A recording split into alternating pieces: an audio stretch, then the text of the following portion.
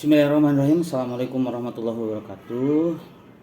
Anak-anakku yang berbahagia, pada kesempatan kali ini Bapak akan menjelaskan tentang jenis-jenis puisi ya.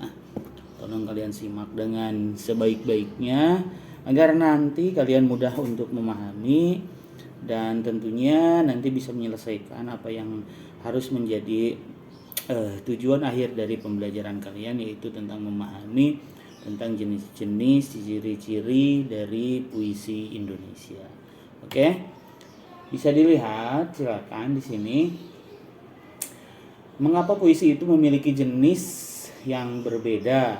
Nah, sebuah puisi itu bakalan memiliki jenis-jenis yang berbeda dikarenakan puisi ini yang pertama ini dipengaruhi oleh gaya penulis. Jadi setiap penulis, setiap penyair ini memiliki gaya penulisan yang berbeda-beda antara yang penulis yang satu dengan penulis yang lainnya.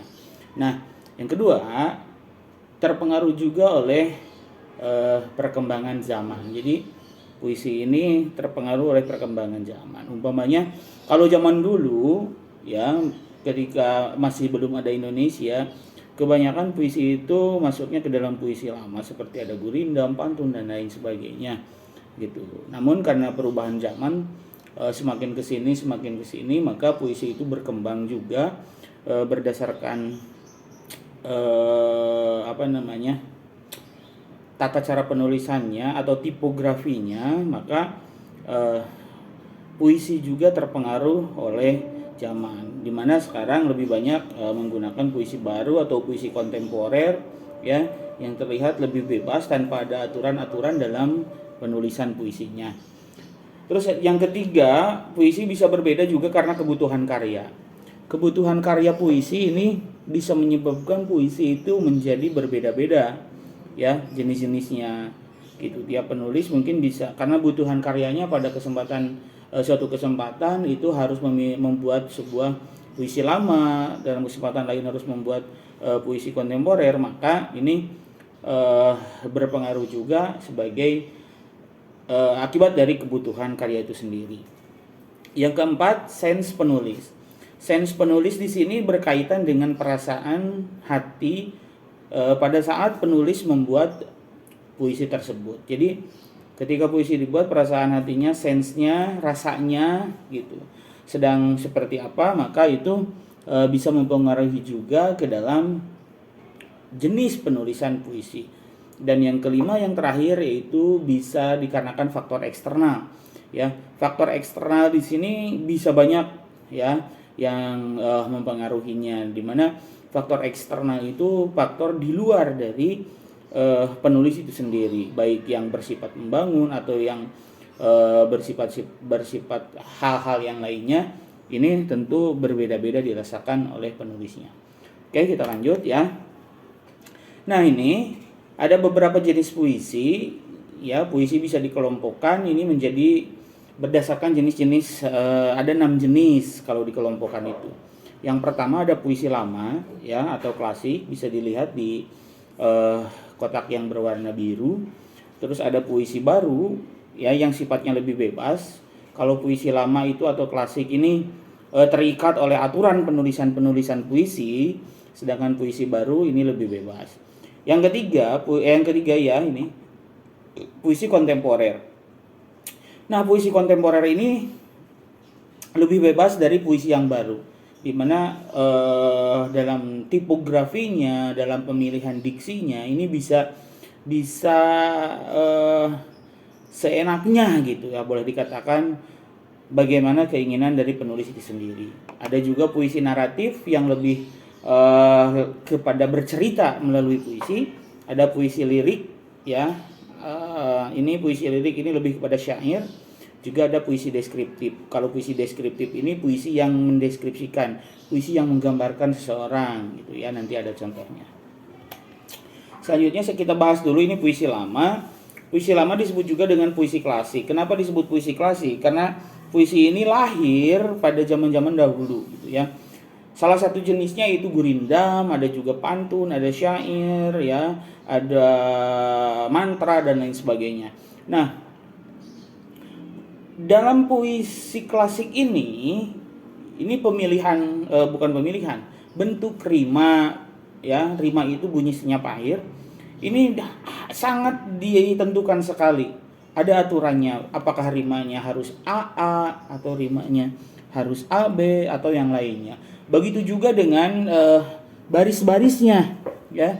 Begitu juga dengan baris-barisnya. Tuh ada, kalau umpamanya pantun itu tiap baitnya harus 4 baris. Gurindam setiap baitnya harus 2 baris. Nah, ini ada aturan-aturan yang mengikat di dalam penulisan puisi lama atau puisi klasik ini.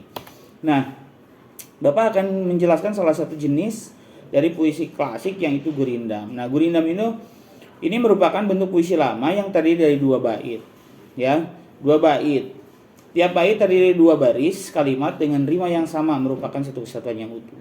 Nah, gurindam ini rimanya AA. Nah, namun Bapak tidak akan dulu masuk ke materi tentang rima, diksi dan lain sebagainya. Karena di sini kalian hanya untuk mengetahui dulu beragam jenis-jenis dari puisi.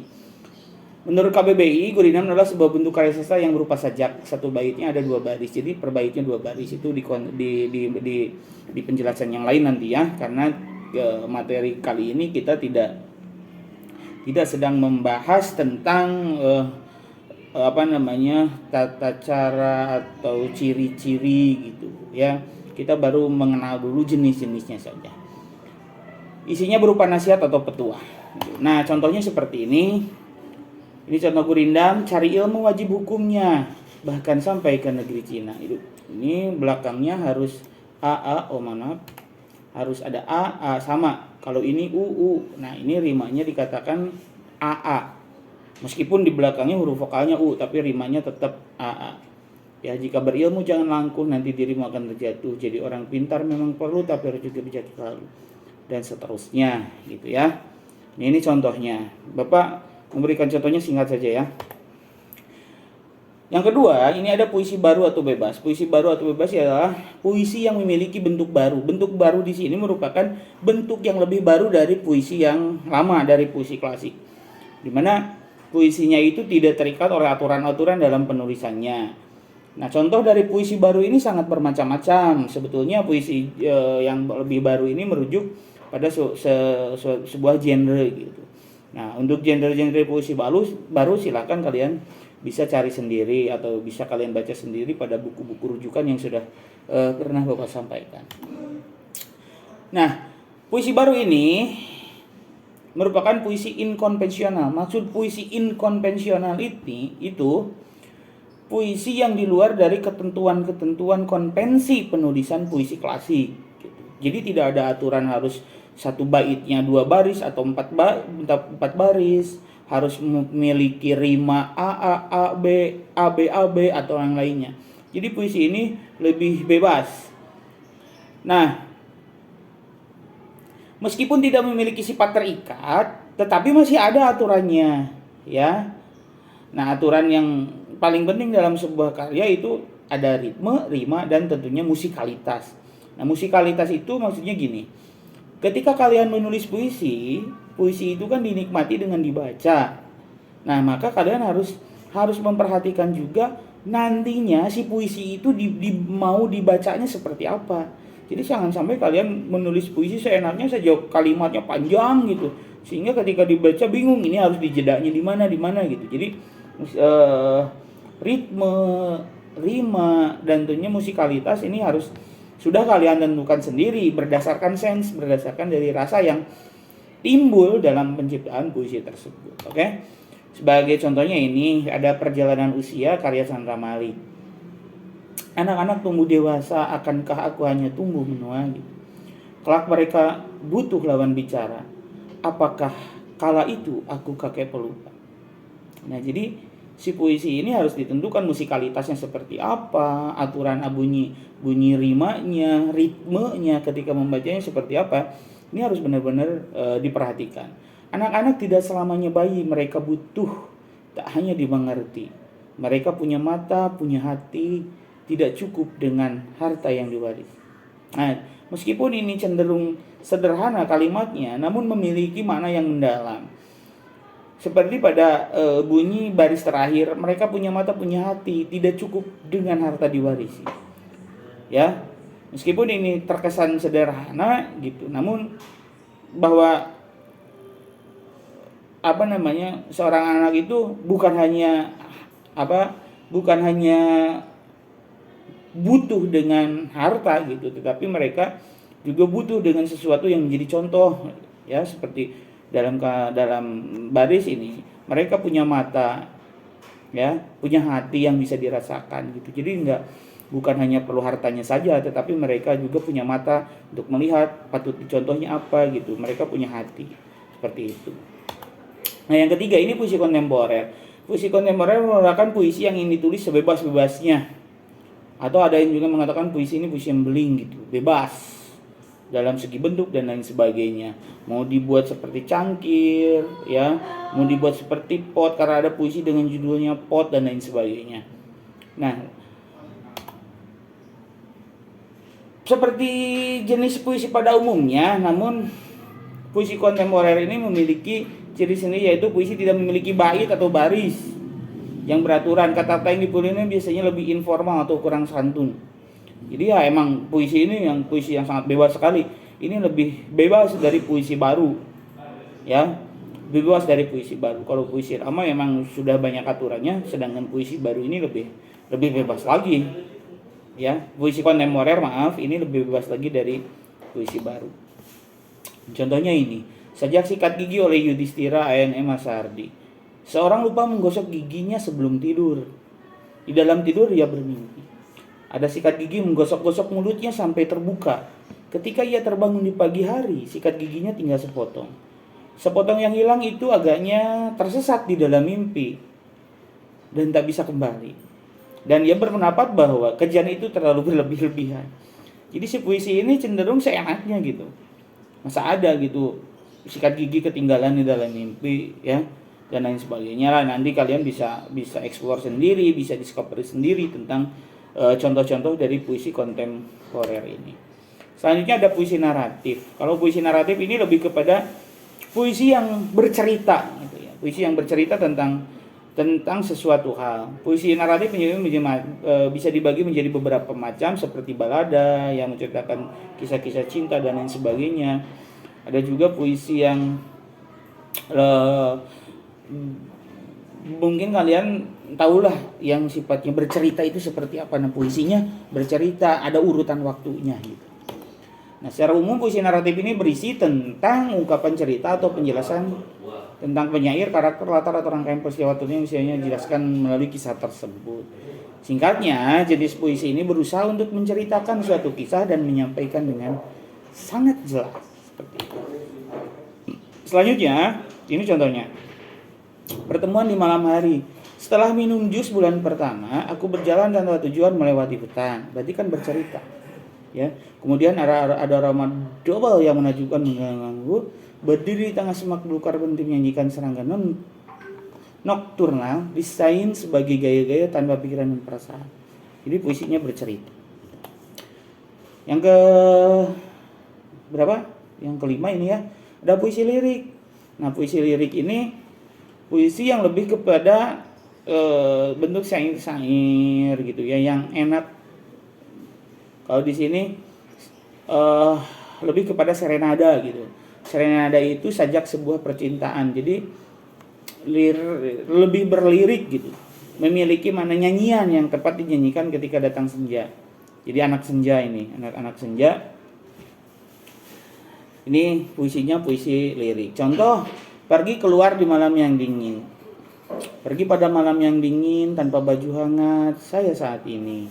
Jadi puisinya itu masuknya ke dalam puisi bebas, ya, ke dalam puisi bebas, ke dalam puisi baru bebas, atau bisa juga ke dalam bentuk puisi kontemporer.